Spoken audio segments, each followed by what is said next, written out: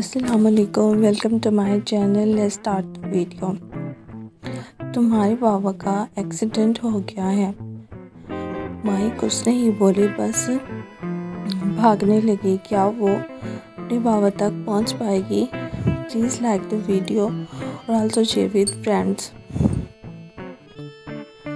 My college के gate के बाहर बैठी अपने बाबा का इंतज़ार कर रही थी।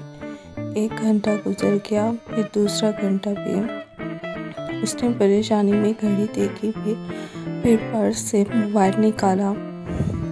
आज बाबा इतनी देर क्यों कर रहे हैं? और वो आखिरकार उसने खुद से घर जाने का फैसला किया। जैसे ही वो बाहर आई, उसने इधर उधर देखा, वहाँ कोई भी नहीं था।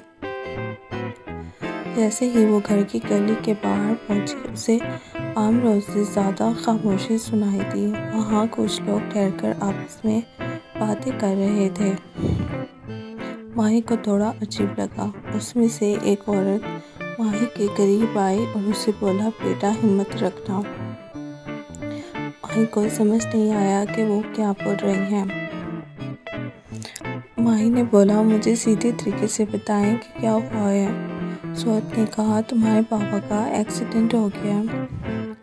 माही को कुछ समझ नहीं आया कि वो क्या कहे। फिर उसने